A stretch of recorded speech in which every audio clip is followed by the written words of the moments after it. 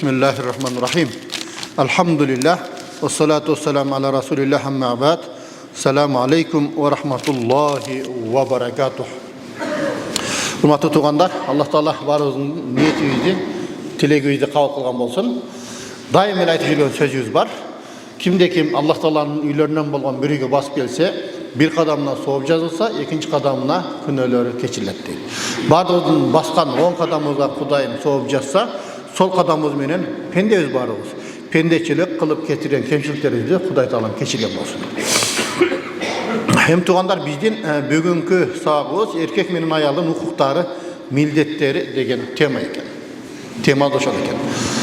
Emi bu jaşoonu karasaң, Allah Taala özü жалгыз eken da.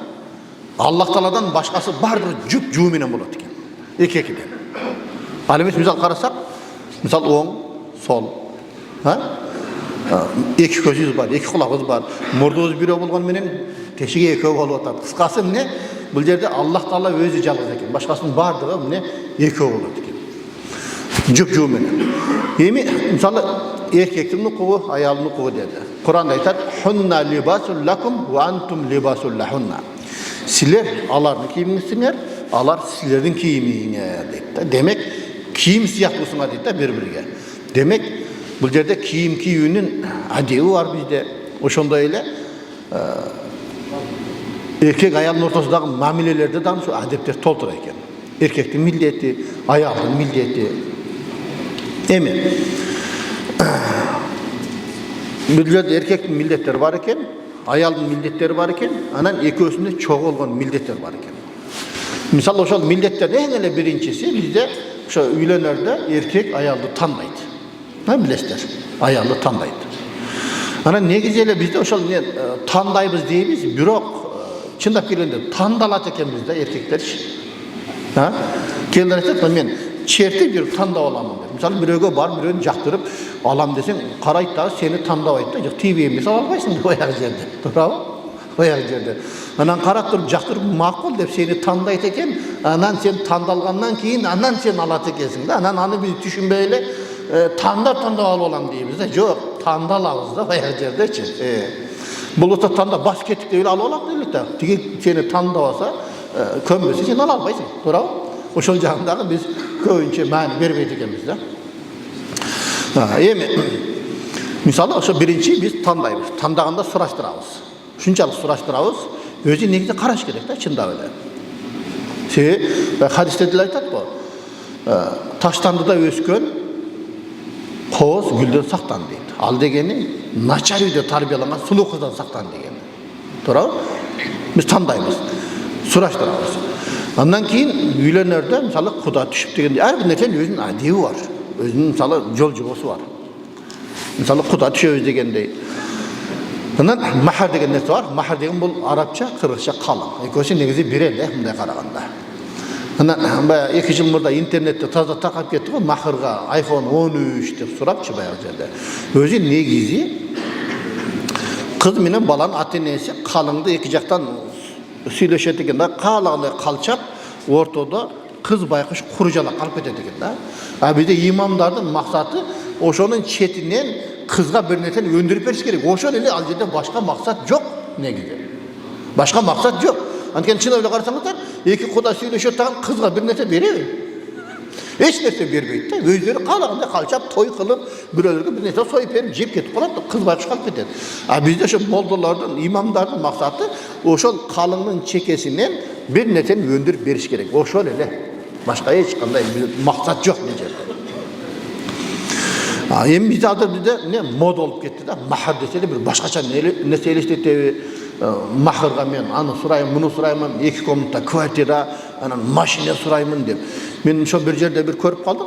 Карасам, mahırga эмне сурайсың десем, мен квартира сурамакмын дейт. Неге десе, кокус күйөө мөйлүп калса мен жашашым керек дейт. Кара, эрге тиелек анын өлүмүн тилеп атат да баягы жерде. Өзү турмушка чыгы элек. Ага турмушка чыгабы чыкпайбы, ал уже дайынсыз. Дайыны жоктур өлөм эмне дейт? Şu mahırga ошону алышым керек, кокус күйөө мөйлүп калса мен жашашым керек да дейт. Эгерде жакшы ниети боло турган болсо, Al jön ele makul bolat, jön ele oşol mahardı başkan oylaba ele ekөөң үй боло, başkala ekөөң çoğu kuraştırıp olasın bayağı jerde. Oşo men taң kaldım da. Özümdерle байкасаңдар керек, ошондо көйүп кетти азыр. Махрам не сурайсың? 2 комната үй дейт. Эми 2 комната үйгө татыктуу бул өзү. Биринчи кызмат кылыш керек да, туурабы? Мисалы, канча кызмат кылгандан кийин анан орден алат го, мисалы биздикилерде эле. Орден, медаль алат го, туурабы? Кызмат кылбай атып эле укугун талап кылат да, ошого татыктуу, татыктуу эмеспи? Өзүн деле кичине мындай бир карап коюш керек. Бир жерде ошол мен бошобой калып, жардамчымды жөнөттүм никеге. Никеге баргандан кийин ошо калынга эмне сурайсың десе, 2 комната квартира деди дейт. Баягы жерде. Ал жерде баланын атасы жини келип кетти, баягы эмне давлениеси көтөрүлүп кетти дейт. Мен жалгыз балам болсо, ушул үй силерге калат да деп дейт. Баягы жерде жанжал чыгып кетейин деди дейт да баягы жерде. Карасаңар, ошол себептен бул акылсыздык кылбаш керек. Акылсыздык кылбаш керек. Bir 80'ge çıkıp kalan aksakal menen süйлөссөм, ошол аксакал айтат. Эркектин милдети үй бүлөнү багыш дейт. Аялдын милдети балдарды тарбиялаш дейт. Аял үйдө отуруш керек дейт. Үйдө отуруп балдарды тарбияласын дейт. Адыр мынакей дейт. Баягы бизнести үйрөтүп, башканы үйрөтүп атып, аялдар бизнес кылам деп канчасы талада калды, канчасы талада өлдү дейт. Ошол давлениеси көтөрүлүп, киши кол өлүп, канчасы өлүп калды дейт. Бул аял кишиге дейт, кыз балага үй бүлөнү кандай караш керек, балдарды кантип тарбиялаш керек, ошону үйрөтүп туруп, турмушка бериш керек экен өзү дейт баягы. Эми турмуштан баягы тажрыйбадан улам айтып атат да баягы жерде. 80'ge чыккан аксакалдын сөзү да. Мына күнү кече. Такыр эле ошол эмне аялдарды содага аралаштырбаш керек экен өзү дейт баягы жерде. Алардын милдети үйдө баланы тарбияласын, күйөөсү алды ошону баксын дейт. Бул эмне 80'dеги аксакалдын тажрыйбадан улам айткан сөзү да. Чындап эле карасаң азыр ошол эмне ошол айтат, эгерде дейт содага аралашса, мээримдүү кыздарыбыз дейт баягы жерде эмне ушунчалык мүнөзү катаал болуп кетет экен дейт баягы жерде.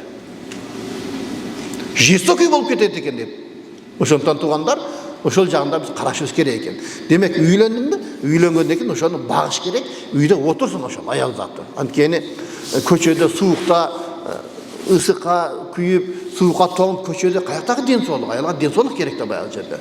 Ошол себептен ар ким өзүнүн милдетин аткарган жакшы экен да. Ошого бизде деле кыргызда макал бар го. Кыздын кыздай, кыштын кыштай болгону жакшы деп бекерден айтылбаптыр да. Ошол сөзчү.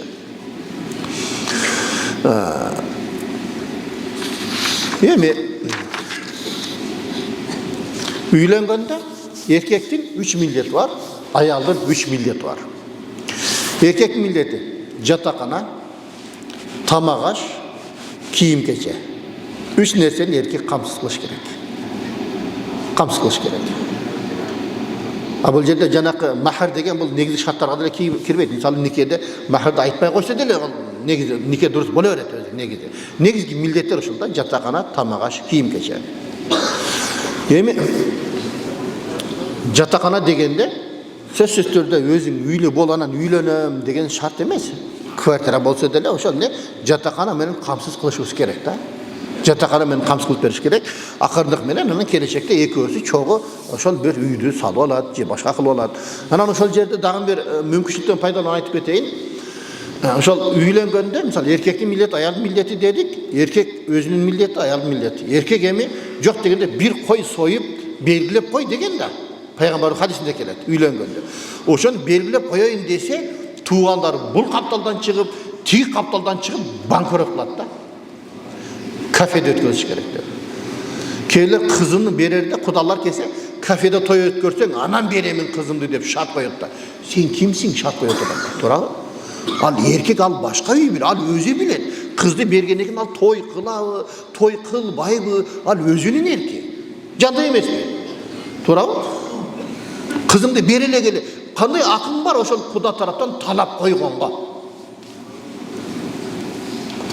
Анан ысырапкерчиликтен кош айта кетели.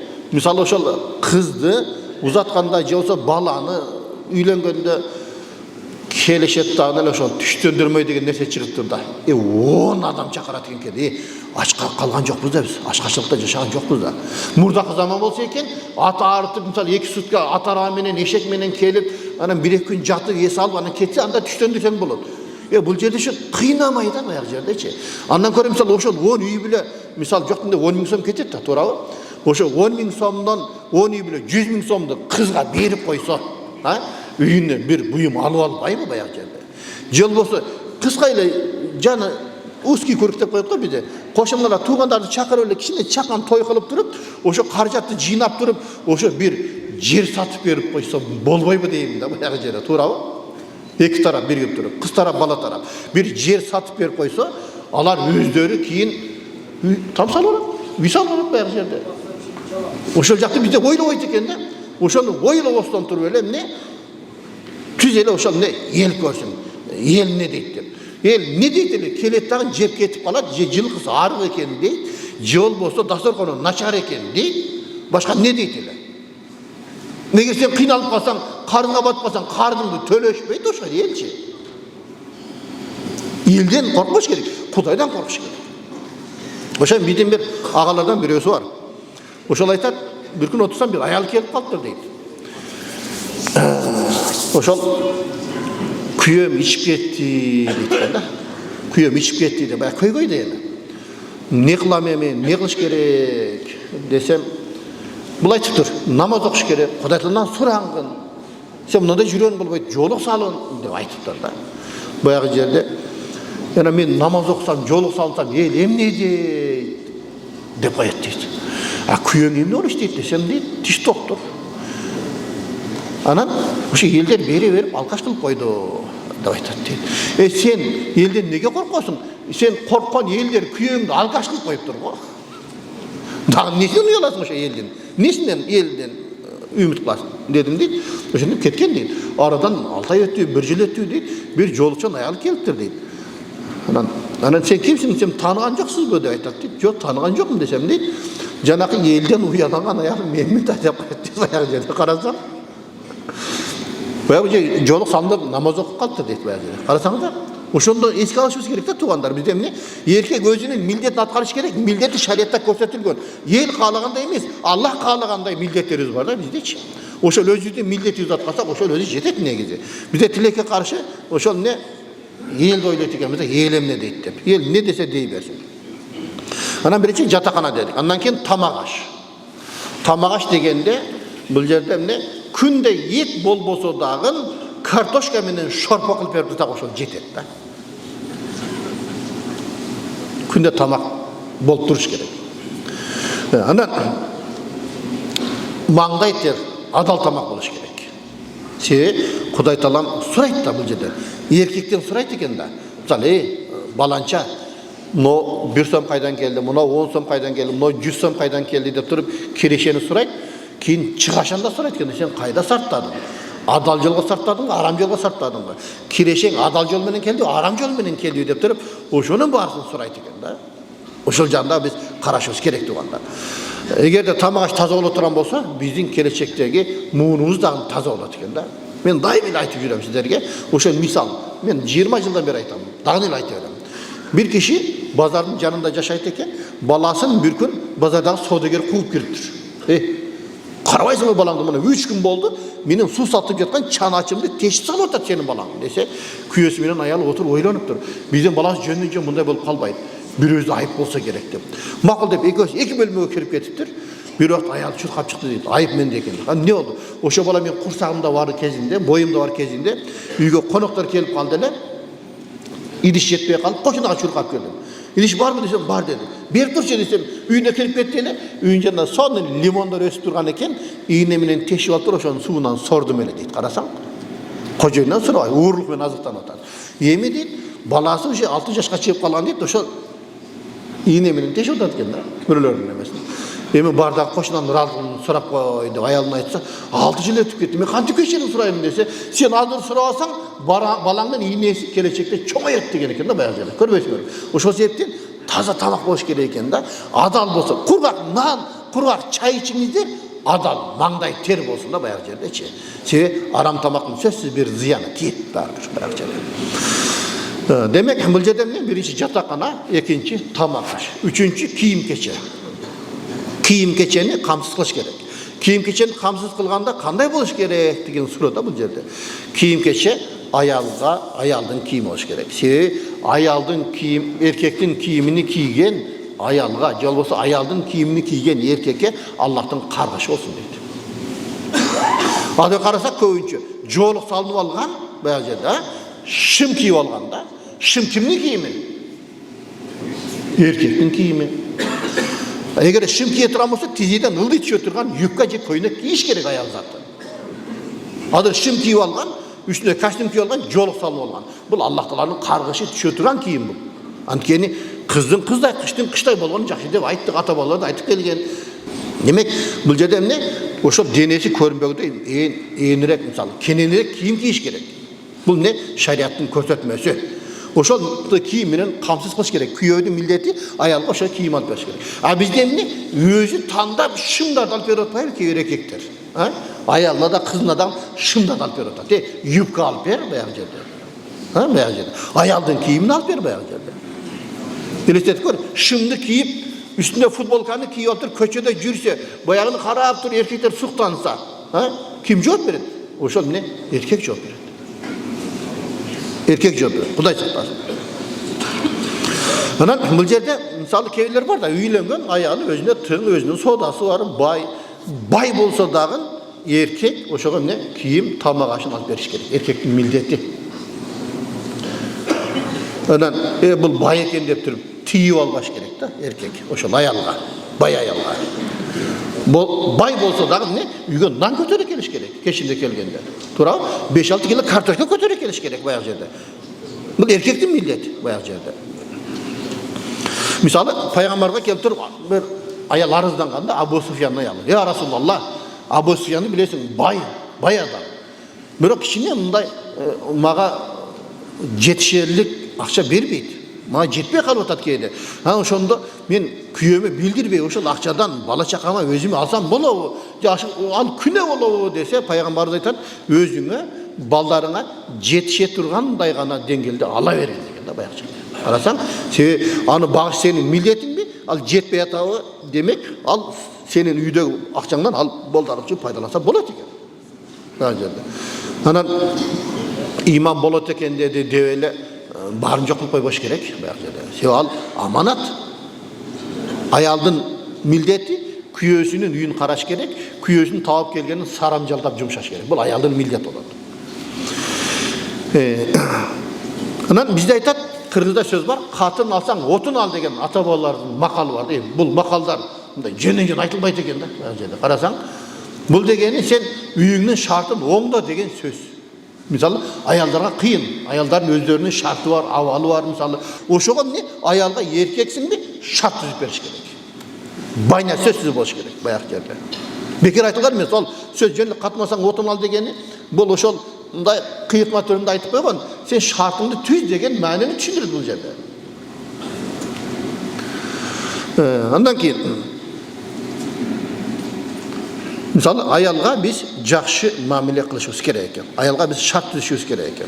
Anın kömülüne de karaş керек eken. Da misalı Ayşe'nin bir söz var bu. Peygamberimiz meşritte otursa Habaş Efiopiyalıkların özlerinin biyi var eken. Nayza menen özlerinin biyi var eken da. Oşol biyini bile atkan eken. Muzikası yok jön ele oşol nayza menen. Soğuşka dayarlık bolgan, kanday bolgan. Oşol bile atkan eken. Peygamber turgan eken bartırıp iğnine mınday karasam deyip Peygamber enkeytip iğnen getirip men de karadım deydi bayağı yerde. Göz köpkö karap durduk deydi bayağı yerde. Karasan demek bayağı yerde ayaldın dele kögünü karaş gerek. Misal özüyüz bolsa erkekler sayrandap жүрөбүz. Жок дегенде биздин алдымдарыбыз айтат, жок дегенде bir айга bir жолу, бул хадисте болбосо да алымдар айтат, сен аялыңды, бала чакаңды bir ошо паркка апарып bir көңүлүн көтөрүп айлантып тур дейт. Үйдөн чыкпай отура бер. Аларга да кыйын да, туурабы? Ayal misалы неке кыйгандан кийин бол эркекке өзүнү арнайт экен да. Бул мен сендикмин, мен сеникимин дейт экен да. Карасаң, кечигип калсаң сасана болот. Ач калдыбы, ток калдыбы деп туруп бизди ойлойт экен. Ата-энесине айтпаган сырды сага айтат. Ата-энесинен сурай албаган нерсени сенден сурайт. Көрбөйсүңөр? Бардым биз камсыз кылышыбыз керек да. Бул жерде. Эми ayaldın milleti bol ошол kүйөөсүнө баш ийүү.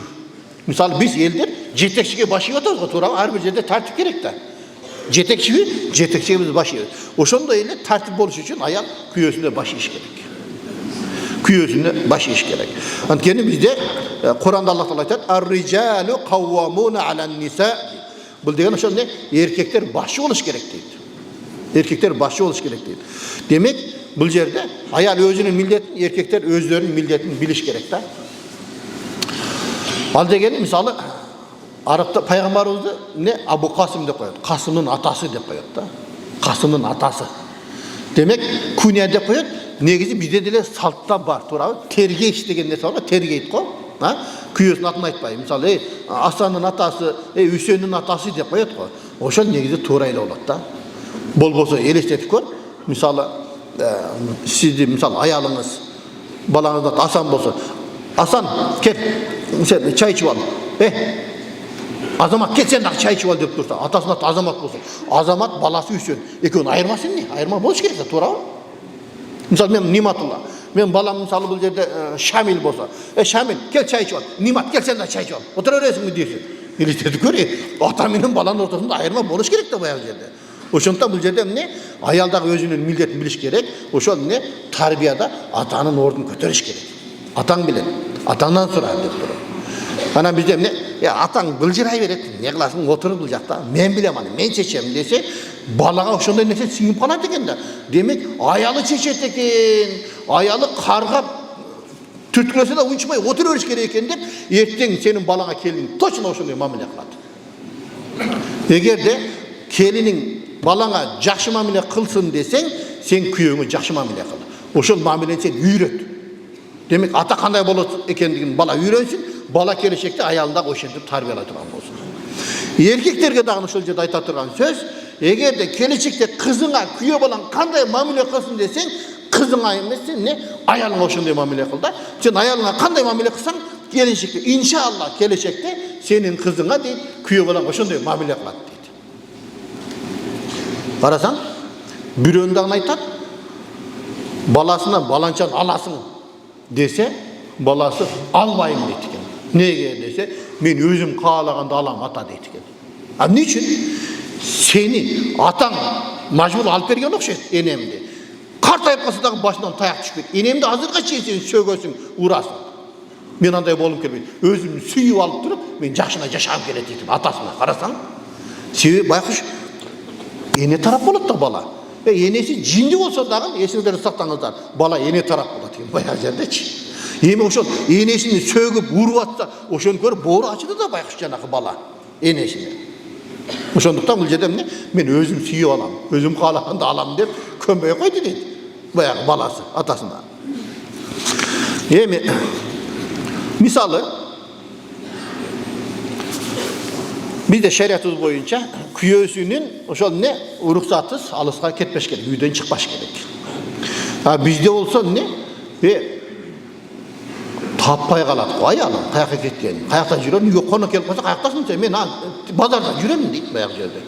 Конокду мен өзүм тосойм мында, сен эмне каякта жүрөсүң десе, тосой элем, берекелүү адам го деп туруп, ошондон деле жанжал чыккандар көп да баягы жерде. Жанжал чыккан көп. Ошондуктан бул жерде эмне? Эркек жооптуу, бүт муктаждыктарын үйгө алып келип, камсыздап берип коюш керек. Анткени бул жерде эгерде туура эмес кетип жатса, эркектин милдети аялды оңдош керек. Себеби bizde aytат да, кайсы эркек үйлөнгөндө аялында диний билими жок болсо, акча төлөйбү, мугалим жалдайбы, аялга диний билим алып бериш керек. Эркектин милдети бул важип. Анткени тарбия көбүнчө аялга байланыштуу экен да. Аял үйдө балага тарбия бериш керек. Кана балам тамактан мурдагы дуаны сен айт. Кана балам сен бата кыл деп туруп, эни тарбиялайт экен да баягы жерде. Ошондуктан не аялга диний билим алып бериш эркекке важип, милдет болуп эсептелет. Андан кийин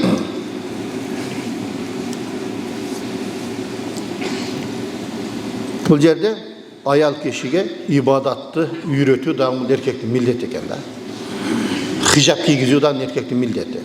Эми элестетип көр, негизи бизде шариат боюнча хижапты бул не эркек кыздарына кийгизиш керек. Турмушка чыгардан мурда эркек өзү кызына кийгизиш керек да биздечи.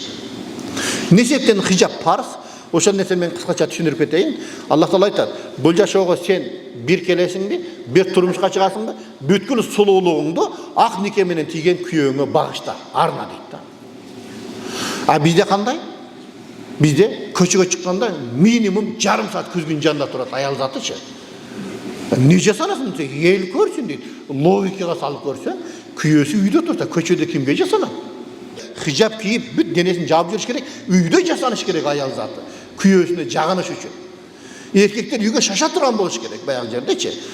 Бүгүн кайсы көйнөгүн кийет болду экен, кайсы атырын себинет болду экен деп туруп, үйгө шаша турган болуш керек. Себеби үйдөгү абарай 80% аялга байланыштуу экен да. Ошондуктан биз айтат го, эрди ер кылгандаган аял, кара жер кылгандаган аял дейт. Бир макал менен сөзүмдү жыйынтыктайын, убакытта болуп калды. Кыргызда өтө орой макал, дайым эле айтып жүрөбүз. Атасы жиндинин бирөөсү жинди, энеси жиндинин баарысы жинди деп коет да. Көрбөйсүзбү? Себеби атасы жинди болсо, эне тарбиялап алат экен. Кой атаң тартып каласың, жакшынакай болду десе, коңгуз бирөөсү атасын тартып калышы мүмкүн экен да. Баары энесин тартат экен. Эгер энеси жинди болсо, ксерокопия болуп чыга берет экен да баягы жердечи. Ошо ата балалар жөн айтып тур да. Атасы жиндинин бирөөсү жинди, энеси жиндинин баарысы жинди деп коет баягы жерде. Ошондуктан кыз балага биз жакшы тарбия бериш керек, айрыкча диний тарбия бериш керек да. Себеби бул дин менен гана биз бактылуу боло алабыз. Башка жол менен биз бактылуулукка жете албайбыз.